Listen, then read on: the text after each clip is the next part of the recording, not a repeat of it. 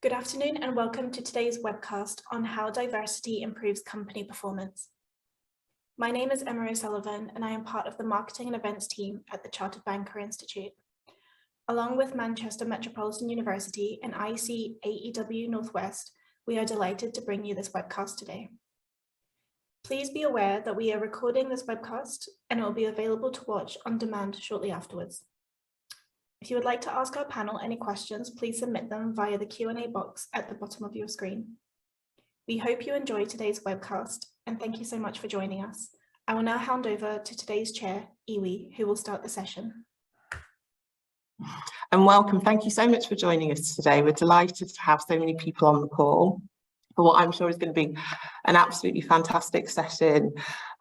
Just to run through a few things about the session today, you'll have noticed it's being recorded, so please bear that in mind. And the recording will be made available after the session today. We're due to finish promptly at 2 p.m. So again, please keep that in mind. Also, of course, any questions that you have, please do drop them into the chat. I'll do my best to monitor those questions as we go through.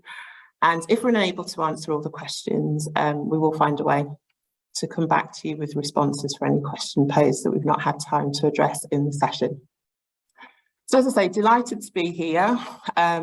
We're going to do a quick round of introductions before we get into some of the questions that we've posed ourselves as practitioners in this space. And then, as I say, hopefully conversation will gather pace with questions coming in.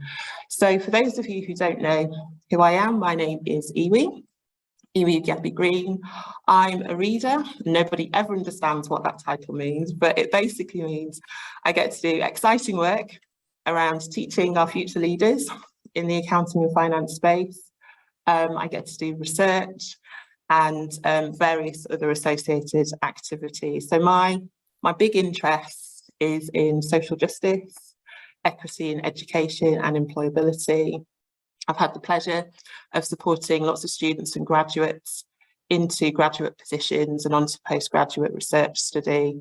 And of course, within all of that, given that a lot of my work is around equity and in particular race equity work, diversity is obviously a topic that's very close to my heart. So I'm very interested in our discussions today.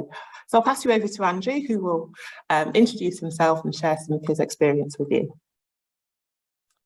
Hi, yeah, I'm Andy. I'm the financial controller of a business called Aways, which none of you will have heard of, other than the fact it's an Indian spice. However, we are the brand above brands you will know, such as Ho Seasons, Cottages.com, and James Villas Holiday. So as well as the financial controller, I sit on the diversity and inclusion board, and we've recently attended Manchester Pride, which was an amazing event. I also sit on the Lancashire and South Lakeland Committee for ICAEW, where I'm the D&I representative there, and was very fortunate to go down to London not so long ago and record a whole bunch of stuff with regards to diversity and inclusion, and creating some videos and some plans for future rollouts for ICAEW. Personally, I have struggled with my mental health. So in terms of diversity and inclusion, mental health is a big topic for me. And it's one of those that's often silent until people speak up. So trying to get people to share that they're struggling or that they have issues or that they need extra things to enable them to do their job properly is really important for me. Thank you very much, Andy. And over to you, Harriet. Yes, hello, I'm Harriet Padina and I'm responsible for diversity, equity and inclusion for Siemens in the UK and Ireland. Siemens is an organisation that is, the purpose really is about creating innovations and transforming the everyday. So in everything that we do in terms of the energy industry, in manufacturing, to build sustainable solutions for our customers. And we believe that we can only transform the everyday if we have real diverse thinking. So we have real innovative ideas in our organisation, lots of different perspectives, so that we come up with the best solutions. So there are statistics that say that diverse organisations make better decisions 87% of the time. So therefore, we really believe that actually this isn't just about doing the right thing. It's not just about being more profitable, or it's about actually being better while we work on this. But just to follow Andy from a personal perspective, I started out my career, I now work in diversity, equity and inclusion, but I started out as an engineer myself. And it wasn't really a story that was that positive, if I'm honest with you. At the time, I didn't feel that comfortable speaking up and being myself. And so I had gradually moved out of engineering and into this role over a period of time. And now that I'm older and wiser, I'm realizing I can make a difference for others so that doesn't happen again. So that's really what's drawn me to working in this topic.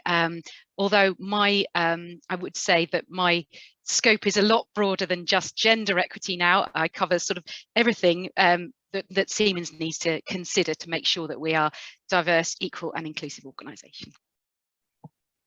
That's wonderful. Thank you both so much. Thank you. And I'm sure some of those areas that you've talked on, like Harriet, just at the end there, talking about the importance of recognising intersectionality, for example, in addressing the needs of a more diverse workforce, we'll get into as we get into the conversation.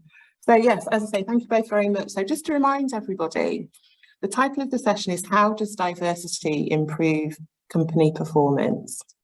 So my first question to both of you really is, I'm just very interested in the barriers that you're removing in order to make your organisation more diverse. And I wondered also if you could share with us how you know, the intelligence that you gather to know that those barriers are being reduced and that's working. Andy, if I pass over to you first. Yeah, of course. I think for us, a couple of things that we're doing. One is anonymised CVs, which is a big thing that we've started to do. So that gives us the opportunity to review a CV without knowing genders. We've removed things like ages. Quite a lot of people on their CVs have the dates in which they've done various bits and pieces, so you can almost work backwards. So we've removed quite a lot of those out of the CVs. If they come in like that, HR are removing them before they get forwarded on to the hiring managers. It also takes away, like you say, gender and age and any sort of location stereotypes that you may have as well. Because, you know, I attended a great seminar on unconscious bias, and we all have it, whether we want to admit it or not. So things like that really help us. And we're going out into the communities a lot more and trying, you know, things like this, attending events like this, and saying, look, our doors are open. Especially working in finance, it can be quite seen as a old man's club, you know, men in suits with briefcases, and you know, we're really keen to encourage people that isn't the case, and that's not what we want going forward. Because to Harriet's point, I completely agree that the more diverse the decision-making group, the better the result you're going to get for everybody. So both my business and ICAEW work for a very wide and diverse group of people. Without a very wide and diverse group of people leading it, then you're not going to appeal to everybody that you should be appealing to.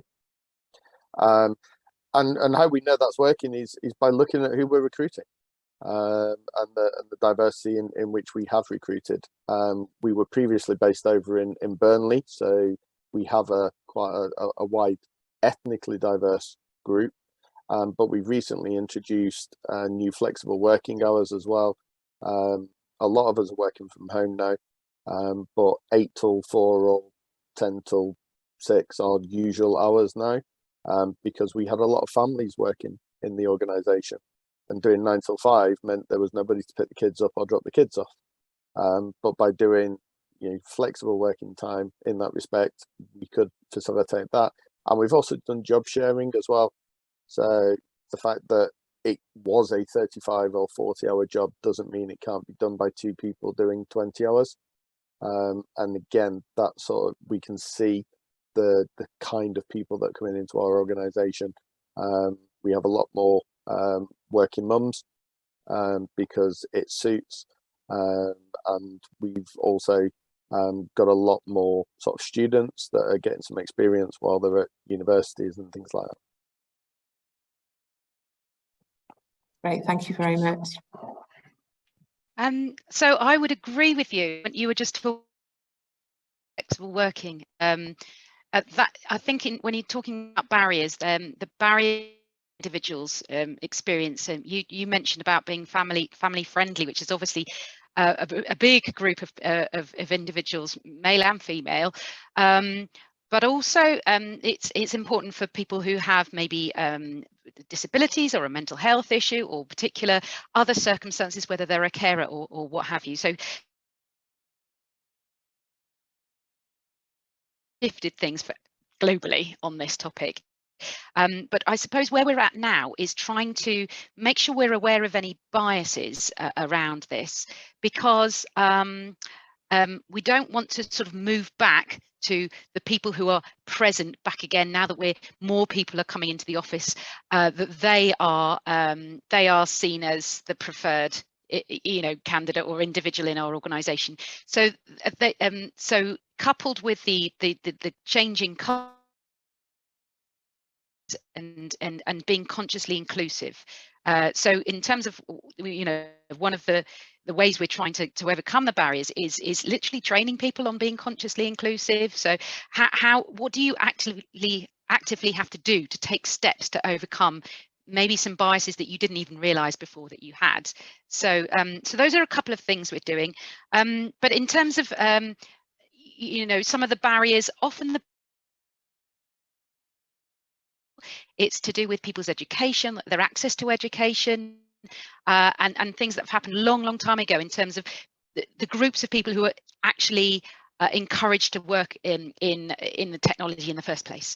So sometimes that's women are not pushed towards that, or people from certain types of social backgrounds, for example. So we're doing quite a lot of work in outside of Siemens, so going into schools, amazing virtual work experience program where we have had a really different group of people coming to attend that. So how we know is that we're starting again, a bit like you were saying, Andy, to see different types of people who are attending those Siemens. So it's gradually shifting things. At the early careers end, for sure, we're seeing a big change. And just the flexible working, etc., is to try and make sure that the company they join is one where they can succeed. So to be honest, lots of work at lots of different angles, but there's a couple of examples. No, that's great to hear. It really is. And I think what's also very interesting is that it's not just work around the attraction piece. Obviously, you want the pipeline to be coming in and for that to be diverse and for those people to feel and be supported, but actually also looking at the experiences of your existing workforce, because retention obviously is also hugely important. I think it's great that you've touched on both of those points. Thank you. So my next question is about support, really, and what mechanisms you put in place or practices that you have that enable that support to be easily accessed by the diverse groups that you have in your organisation. So Harriet, can we start with you first this time? Yes, for sure. We in Siemens, we have really encouraged the growth of our employee networks. So belonging, people that they can work with, they can work with the organisation and make their voices heard. So that's one particular area of support. On the back of that, we've introduced some development programs. So we have our Inspire program, which is Women into Leadership, and our Accelerate program, which is for our minority racial groups, for example. So help sort of giving that sort of level playing field to individuals who might need that additional support. The other thing is for our become a disability confident employer, which means that we've really worked hard on our reasonable adjustments and trying to understand what sort of adjustments different individuals might need to help them succeed. I wouldn't say we're 100% there yet. I wouldn't say this is a totally positive message, but there are lots of areas that we're working on so that we can understand what can help you as an employee in Siemens be better at your job. So what is it you need? Like I said, we're very much sort of listening mode and trying to do the right things, but not 100% there. Thank you. And over to you, Andy. Yeah, so similar to Harriet, we've also got a Women in Leadership program, which has been going for a couple of years now, and that's seen some really great results from people that were already in the business, being promoted and having that support from senior leadership. I think as well from a mental health perspective, so obviously I mentioned mental health was one of my key ones. We've been taking mental health first aid training for those that wanted to do it, which was a 2-day course that people could go on, learning about all things hidden and visible with regards to mental health, and giving them some skills and some practical ways of helping people. And we've all now got, if you have the certificate, there is a mental health first aid logo that's on your emails, and so people you deal with regularly will know that if they have any issues in that respect, they can come to you and speak to you in confidence about mental health issues that they may be having, and we have a directory as well of everybody who's done the course, and I think the other bits is we have an LGBTQ plus group, we have a diversity and inclusion group. Most of our items now are done via Teams, just because so many of us are working from home. But obviously we try and have events where we get together and people can come and talk to us and join in. But again, people are sharing best practice in those groups, which is really good. Things that they've seen, research that they've seen, and people know who is part of that group. And we have an amazing HR team as well, which I'm sure Harriet does as well, who are just the most approachable people. And anybody with any concerns whatsoever would easily be able to go to those guys and speak to them. Thank you both. Just touching on what you've both said, really, clearly initiatives, programs, support that's available for particular groups, and you both touched on the importance of staff networks, kind of resource groups. I just wondered, and this is for either of you to answer really, for those people who aren't connected to those networks or kind of don't feel strength in their voice to kind of come forward with issues that they might be experiencing, whether it be mental health issues or lacking confidence to actually join particular networks that would help them. What kind of things do you have in place that can help those people? I think you're quite right. There's only going to be certain personality types that are going to want to be part of this and be sort of an activist, I suppose. Some people want to do that, and that's brilliant, and we really benefit from that, but not everybody wants to do that. They're actually quite especially where they have maybe a hidden demographic that people don't necessarily see face to face, that they don't want to share it. So there are a couple of things. Firstly, I think I've had feedback anonymously from people to say, I love the fact that Siemens is doing this for us, and just communicate what we are doing to support different groups, because people feel that sense of belonging even though they're not actively participating. So that's the first thing. The second thing is you do need to have all the formal processes in place, such as, you know, occupational health support and employee assistance programs and things like that, so that they do have more private ways of getting in touch. In fact, we have a diversity and inclusion champions later this month, and one of the things we're going to be talking about is helping them with the skills, because sometimes when you stand up, a bit like the mental health first aider you just talked about, Andy, you know, somebody comes to you who aren't necessarily a trained HR professional, for example, be able to answer. So we're hoping on trying to give them the skills, the listening, because sometimes it happens without them even necessarily asking for it, but they have stepped up, and therefore people look to them. So there are different things that you can offer and that people can see. I think I'd just add to that as well, as Harriet said, you have a wide network of employees and managers and supervisors, and those people are the people who build relationships, and they are the people who have those conversations as well. So by training them and by helping them, you know, the mental health first aid was open to absolutely everybody in the organisation.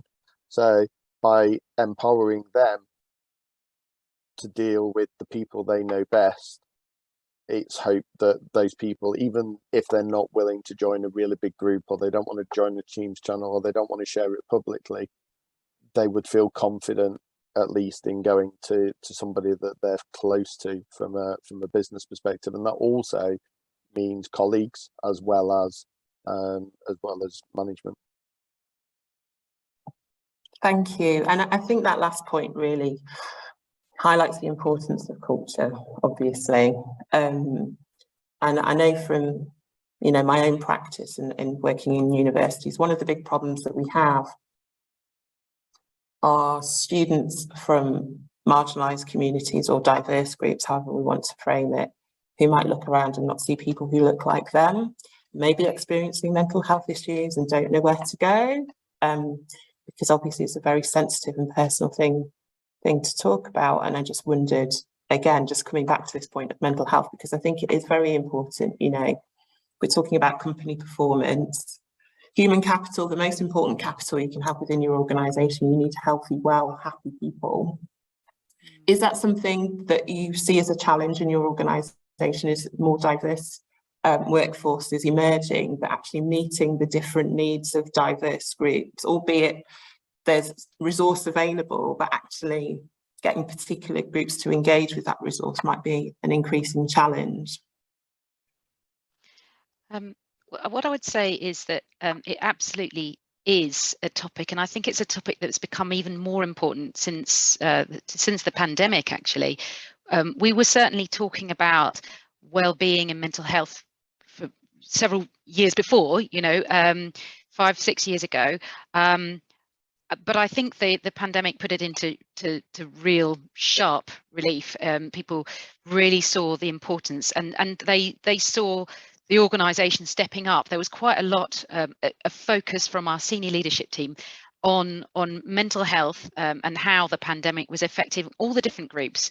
You know, we had people who were in factories who were still coming in every day. We had some people who were feeling very isolated. So I think this is something that probably we've recognised much more in the last couple of years, but that different people and their different personal circumstances and their different roles and their different sort of just makeup means that they have different needs. And I believe that the leadership team have really learned a lot from that, and therefore recognise that. In terms of having things available for people, I think it's a matter of having sort of a suite of options, because then it's whatever it suits the individual. As as I sort of mentioned earlier, I think this is an ongoing thing, is making sure that everybody knows what is available to them and where they can go. And you know, line managers are one of those groups of people, but then there are other areas to go as well. But yeah, for sure, from my perspective, I've seen a real shift in the last couple of years about being aware of, you know, everyone being unique and different, and might need something different.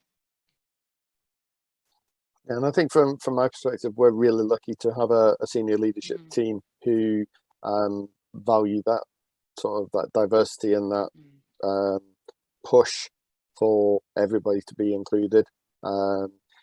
I personally chose to go through my whole mental health process publicly on the company public forums, and it was mainly to do with, look, you know, I am a senior manager in the organization. I've dealt with this since I was a teenager. I'd managed it quite well until COVID came along, and then it kind of tipped me over the edge. But this is what happened. This is how I knew. This is what I did. And for me, sharing that is hopefully opening up that story for other people going, well, I recognize that. I thought it was just me. Because you don't talk about it, especially mental health. It was something not spoken about, and we're trying to change that. And HR have introduced something called My Story, which every now and again we send out a story that somebody's offered to share. The most recent one was one of my colleagues who's worked there for a long time, and she has problems with her sight. And she went through all the equipment that she's got and the computer, and how the company have helped her with that, just to try and sort of, again, say to people, look, don't sit there and struggle. You know, there is somebody somewhere. We are a large company, not as quite as large as Harriet's, but we're still a large company. And there will be somebody somewhere in the organization that's had a similar experience to you. And if we know about it, then we can do something about it. Unfortunately, you're right. If we don't know about it, then there's very little we can do about it, other than, as Harriet said, creating that suite of opportunities for people to raise their issues and concerns. Can I add on to what you were just saying there, Andrew? I think what you've done is very generous, and we're also fortunate in Siemens that some of our senior leaders have done a similar thing. The power of storytelling, it really does shift the culture. It's no longer something that intangible. They can see real, you know, authenticity in that, and I think that makes a huge difference to people feeling included and feeling a sense of belonging and feeling like they can open up. So I commend you for doing that. It can't have been easy for you, but I'm sure it's had a big impact in your organisation, because I've definitely seen it in ours, where, you know, if somebody is vulnerable like that, that can actually really support so many more people.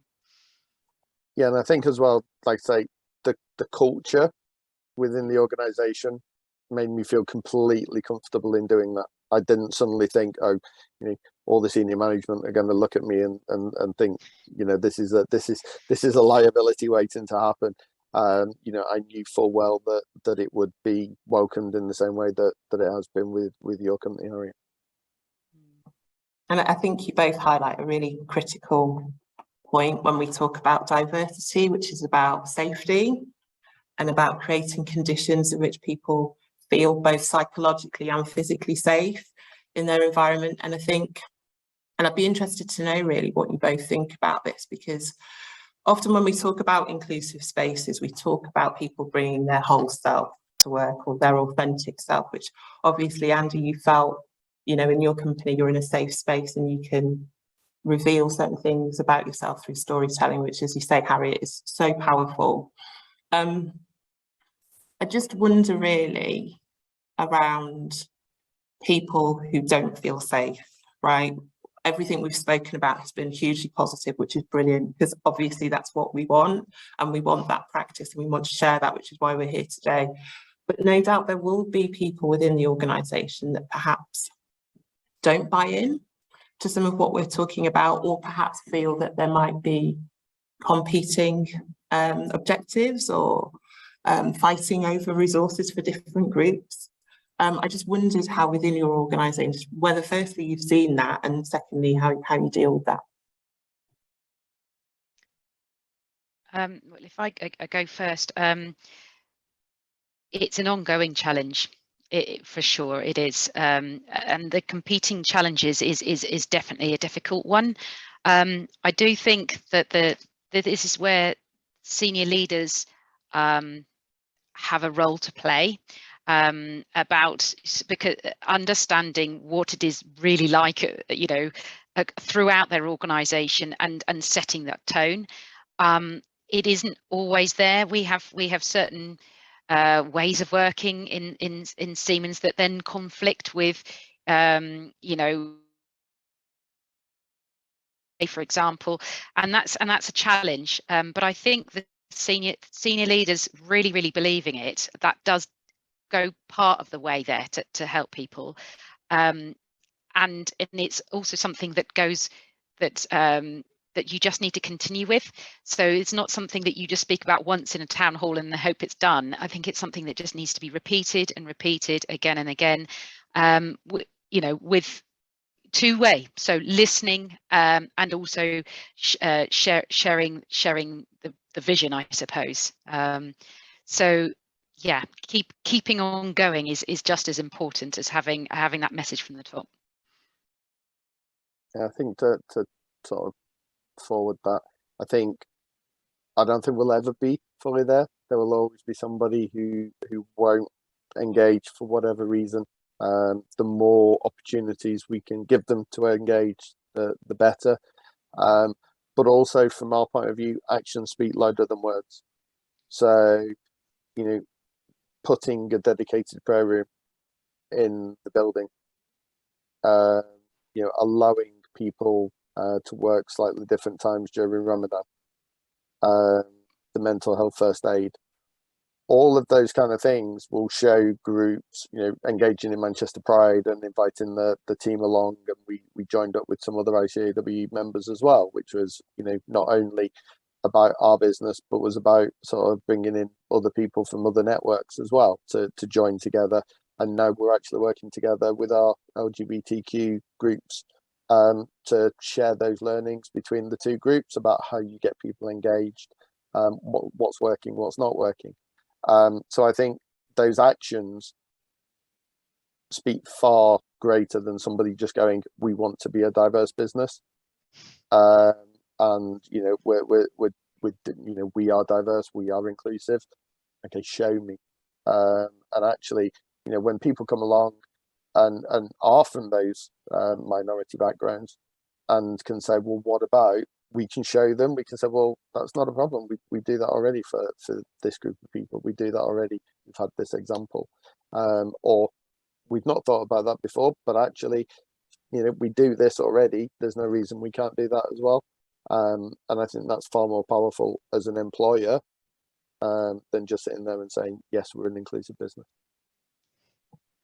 Yes, yeah, really important points about kind of how you live the culture, right? And also the importance of the senior leadership team sort of setting the tone.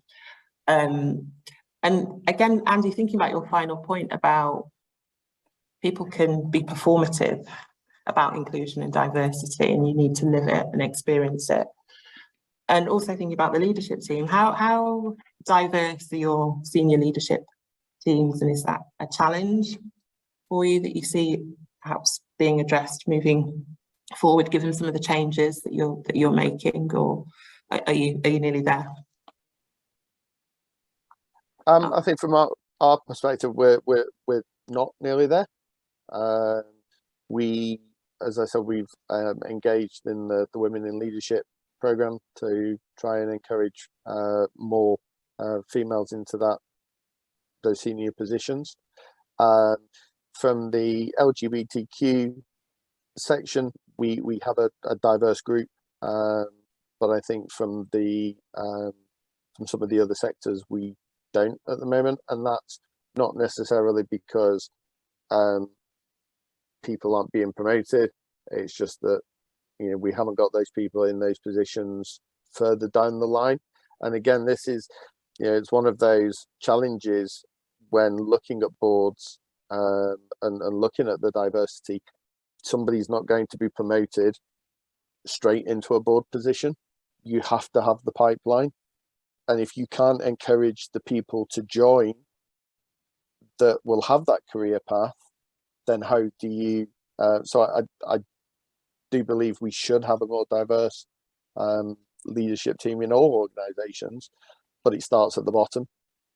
So it's about encouraging people to join at the bottom and then giving them the resources and the opportunities to then progress through the organization. And if I reflect on Siemens senior leadership team in the UK and Ireland, it is actually quite a diverse group. Both men and women, social backgrounds, and also ethnicity. So that's brilliant. But if I'm honest with you, it's probably not all the way through the organisation, and the pipeline isn't necessarily there. So similarly, what you were just saying, Andy, about we're also trying to increase that the way we drawing people through the organisation. I think that's the important piece, is making sure that we are promoting the right people. So I would say we have put a lot of work into our early careers recruitment. It's a, if you look at the more junior end of the organisation, it's a really broad mix of people, and it's brilliant. And I think, like I said, at the senior level there also are, but we just need to sort of reflect that all the way through. We have got some programs around that to sort of to change that, so that there is that more diverse thinking. But I just one thing I wanted to mention, if that's all right, something that we've just introduced quite recently into one of our businesses is our Challenger Committee. And this particular business doesn't have that diverse senior leadership team. I mean, it does, but it's not as mixed as they would hope. And they've introduced this Challenger Committee, which are 12 individuals that nominated themselves. We specifically went out and said we want people who are challengers, who will have bold ideas, who will bring us a different way of thinking.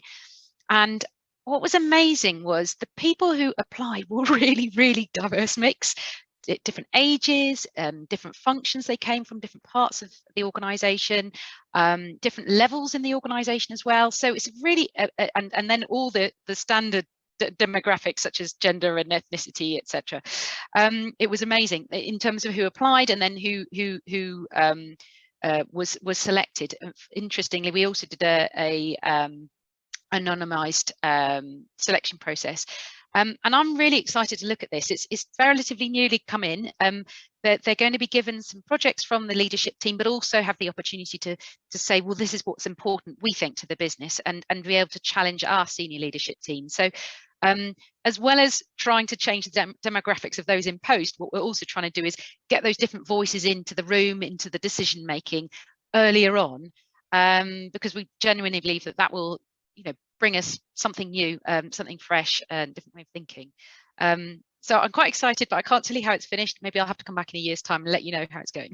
Yeah, no, definitely. I for one would be really interested to hear the outcomes of that. I think it's brilliant. I think that's absolutely an approach is needed in sort of centering those voices and resourcing them, and shedding a light on what it is people are actually saying are the issues that need addressing from a lived experience perspective, because we've all got blind spots, right? So it is important to bring that diversity thought together. So thank you very much for that. There are a couple of questions in the chat I'm definitely going to come to. Just one question that came to mind that may be linked actually to the first question in the chat is around, and Andy touched on this earlier, sort of education of the senior leadership team. So I know Andy had said that, and yourself actually, Harriet, sort of engaging with people outside, and there was mention of good practice and senior leaders, going outside of the organisation to workshops such as this to kind of learn more.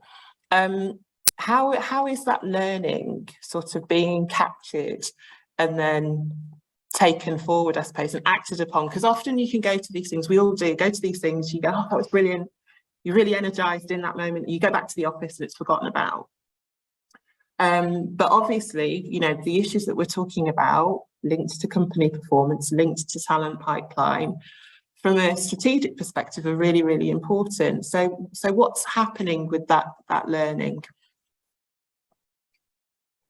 So I ask you first, Andy, give Harriet a bit of a break. Yeah, that's fine.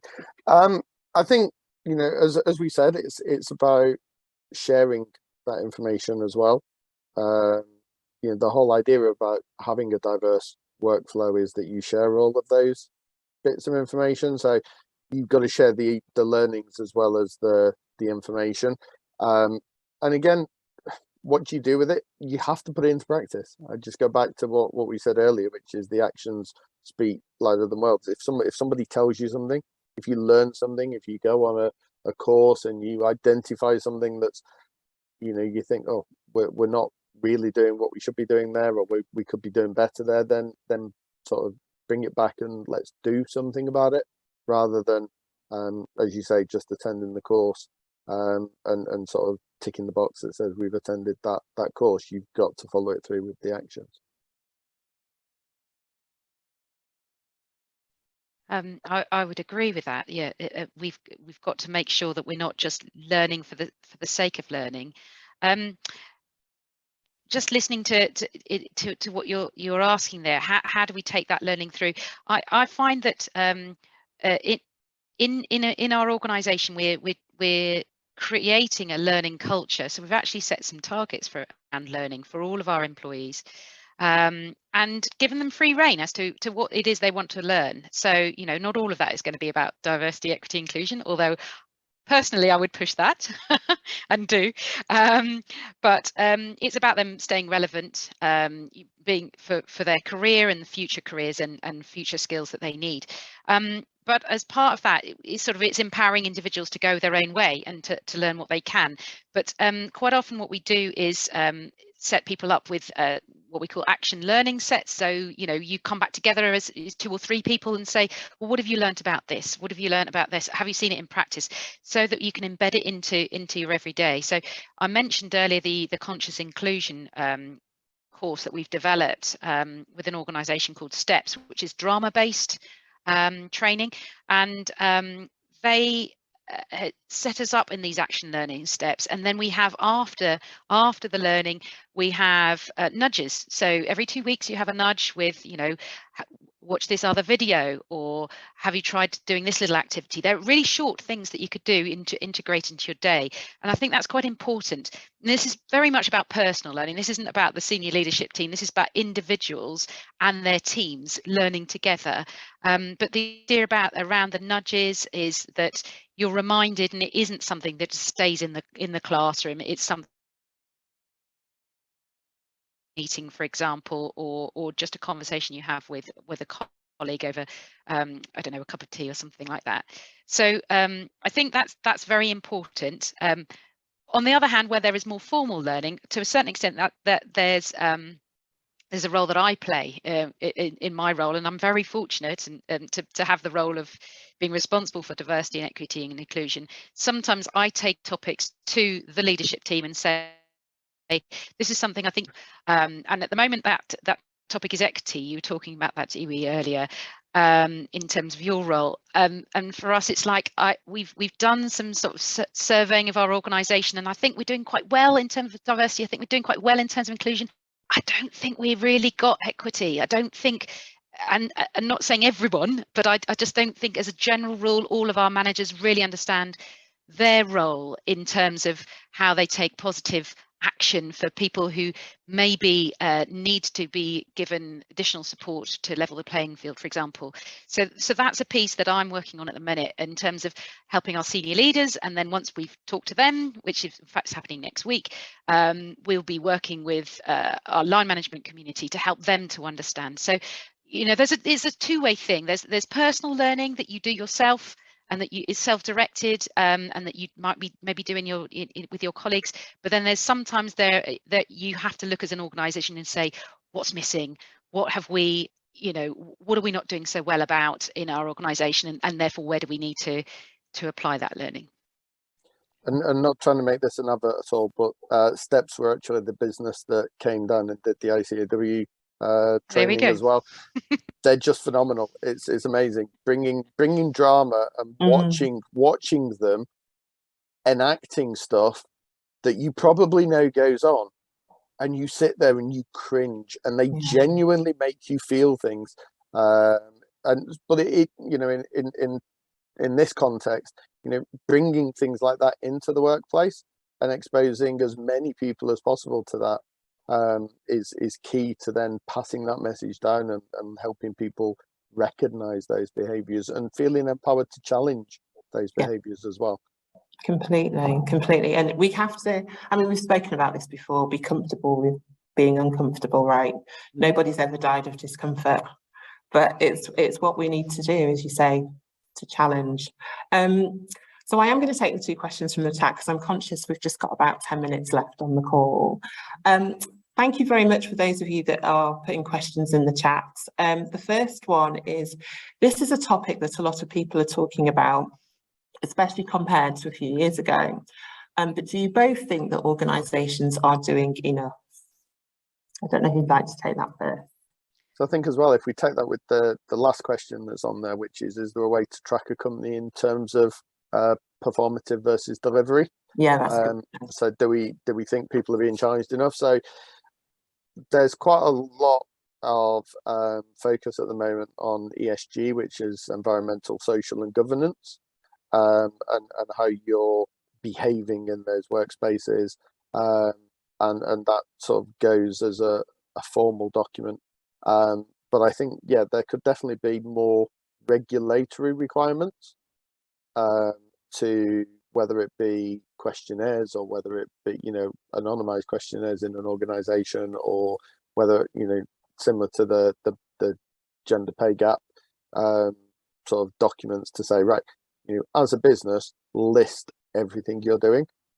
The challenge with that becomes, does it become a bit of a self-promotive activity? And I think, you know, realistically, diversity and inclusion, whilst, you know, the topic of this is how does it drive business performance? Yes, it does, but it should be ingrained in the culture, not just something you do because it gives you better performance. You should be getting better performance because your business is diverse and inclusive, not I'm diverse and inclusive because it gives my business better performance. And there's a danger with over reporting that people just do things just so it looks good on the piece of paper that they have to send out. Whereas if you actually look at a business and what they're doing anyway, that's probably a better indicator of how diverse and inclusive the organization is. Yeah, I think, Andy, it's a really tricky one, that, isn't it, about regulation? And I tend to agree with you in terms of businesses as a whole. We are seeing it from some of our customers that they are really asking us some challenging questions, you know, but not all. And we're also at the moment struggling a little bit, or working on how we influence our supply chain. And, you know, and when we say influence, you know, you can do that with a carrot or a stick, can't you? And as at the moment, we're very much doing it in terms of best practice sharing, and very much through, you know, trying to, you know, because with the benefit of being a larger organization, that we might have access to information and resources that they might not have. So, you know, making sure that we're sharing across the industry. This isn't something you compete on. I think that's one of the brilliant things about diversity, equity and inclusion. It's something we all want to share as much as we can, because we can all make the world a better place. But equally, I do think you're quite right that there isn't really an obvious sort of way of seeing that. You know, there isn't a mark. Different types of charters that different organizations in different industries can sign up to, but there isn't something very obvious, you know, a standardized way. The gender pay gap is literally pretty much the only thing that has been government, and that doesn't really help, does it? But equally, I totally agree with you. Too much legislation could become just more of a box ticking exercise and not really felt through. So if I'm honest, I'm slightly torn as to which is the best approach to take. But for sure, I think, you know, using our influence as organisations, I think, is an important thing that we can do as well. And to make this transparent, like you suggested, in terms of the reports and what we put on our websites and make it accessible and open to everybody, I think is also very important, so that you can look and see which of the organisations that are really trying to do something. Thank you both. And yeah, again, coming back to both points really, and if we relate that to kind of the talent pipeline, actually, you know, the younger generation, shall I say, coming through the pipeline kind of demand this stuff. And actually, I do think the reporting holds people to account. So there's a degree of accountability that comes with having to measure things and report on things. And it's actually then information that people will use in decision making around where they might like to go and work and what have you. So it does have a broader impact as well. But as you can say, you can fall into the trap of just it being a very performative tool. So yes, like both of you, quite conflicted. The final question that we've got in the chat, which I think is a really, really interesting question. This is something I've been looking at myself. Do you have experience of reverse mentoring, and how valuable has it been for those who have participated in it? So Harriet, would you like to go first on this? Yeah, happy to do that. Yes, we have got some examples of reverse mentoring. We've done it internally and also externally. So externally, we've joined up with a number of other tech organisations, and we have an individual from one organisation reverse mentoring a senior leader within Siemens, and vice versa. The feedback from that was incredibly positive in terms of, I think the senior leaders in particular have said to me, Harriet, you know, what about this? Are we doing this? I haven't thought about this. So that was brilliant for me, because it came as an opportunity to me, but also it made them think. And we were talking about learning earlier. I think you can learn in so many different ways. So it's an opportunity for those senior leaders. That was fantastic. We've also introduced it through our Empower network, which is our race network. So they've introduced this, and we've supported them with some sort of training for both the mentors and the mentees, so that they can do that.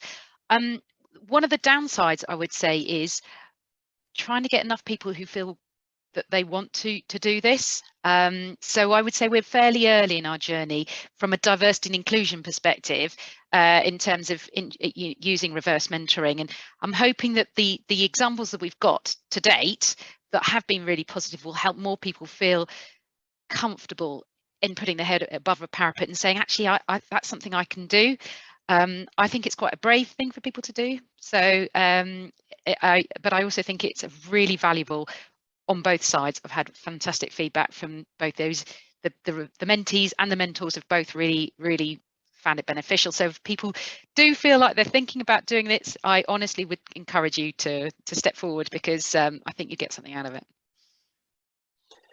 It's not something we've done directly. I think we've had examples of indirectly. So Harriet mentioned earlier her Women in Leadership program, and we have a similar program.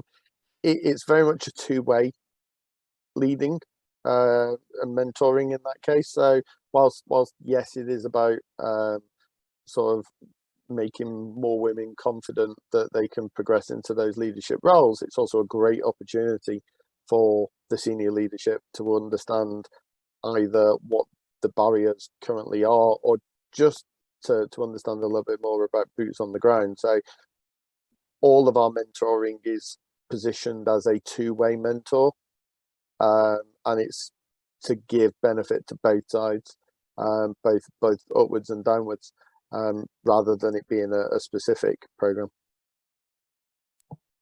Okay, wonderful. And on that note, Andy, about benefits, I just wondered how your organisation kind of celebrates the wins. There's clearly a lot of work going on around both increasing the diversity of your workforces, but also supporting, as we've said, supporting people.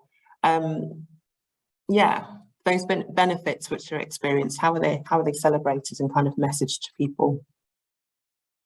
I suspect they're not as much as they should be, and I think a big part of that is that there's we don't want to pat ourselves on the back because we know there's such a long way to go, and we'll never be done. As I said, the sort of the my story piece, we try and use as a tool to sort of say, these are the things that come up, these are the things that we've done. We also try and share culturally things. So, we'll get somebody to write a piece to be distributed to the business on Ramadan, and sort of other festivals that happen during the year, so that other people understand a little bit more about what's going on. Not just, yes, we know it's Ramadan, but what does it mean? What do we follow? What do we do? And that just builds that level of cohesion and sort of colleague exposure. But yeah, we don't throw a big party to say we've done this, because to a certain extent, that's what we should be doing. And because that's what we should be doing, it's almost not something that we specifically stop and celebrate. But maybe we should. Thank you. Over to you, Harriet. Yeah, it's a hard one, isn't it?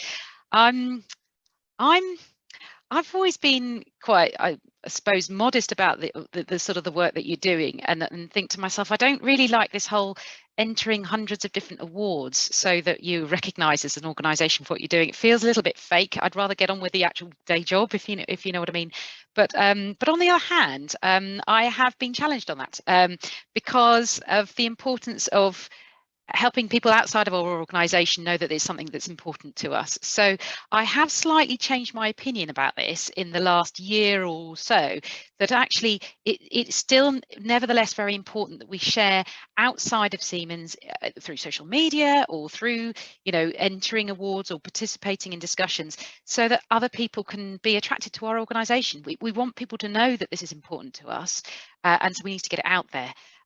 Because people come with their preconceived ideas of our organisation, I think they do, of our industry as well, and we wanting to show that we are equal and inclusive, and so therefore it is important that we do celebrate as well.